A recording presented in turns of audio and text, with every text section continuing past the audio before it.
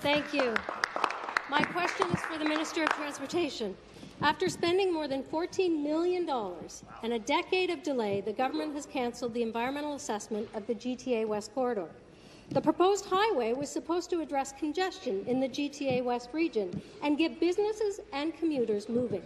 Instead, the minister has cancelled the EA without telling Ontarians what her alternatives are. $14 million later, 10 years, we're back where we started. Will the minister tell us what her plan is now that you've cancelled the GTA West corridor? Thank you, Minister of Transportation. Thank you very much for the question to the member opposite. And although the EA will not be completed at this time, the technical information, the data collection, the analysis done during the pilot project or the project will not be lost. The information will continue to be used for transportation and regional planning, including the proposed corridor study. So we've taken the original EA assessment, we've narrowed it to about a third of the corridor so we can maintain a corridor for future planning for infrastructure needs, whether that be transit, whether that be energy projects. We need to identify that corridor. I know that this has been well looked for to get the answer. We now have provided certainty to the municipalities on our route moving forward, and we have certainly received a lot of praise from the environmental agencies that didn't feel this was the right time to be paving over prime farmland and the Greenbelt. Thank you. Thank you. Supplementary, the member from Kitchener-Conestoga. Well, Speaker, back to the Minister of Transportation. At $14 million for planning in a short-circuited EA, the Liberals' GTA West corridor failure has been a waste of time and taxpayers' money.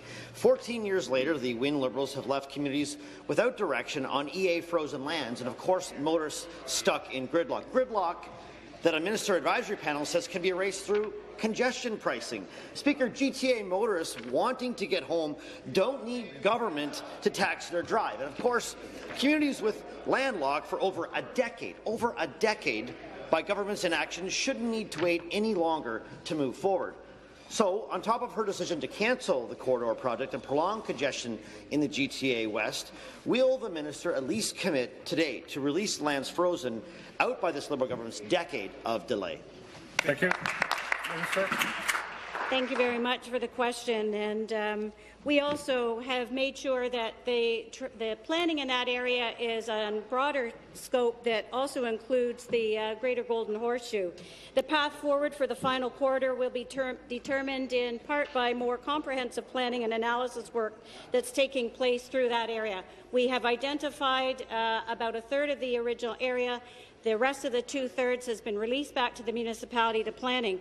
But we also know that coming from this party, with a plan to cut at least 12 billion cuts, that they would not identify a dollar for infrastructure in their coming plan. In fact, to fill that $12 billion hole that they've got in their budget, it's the same PC party that has voted budget after budget against with the countless investments that we have in transit and transportation infrastructure for Windsor, to Wawa, to Waterloo region. This is a party, Speaker, that has voted against that. I don't know what they would be cutting for the 12 billion cuts they have in their budget. New question. The member from Kitchener-Waterloo. Thank you very much.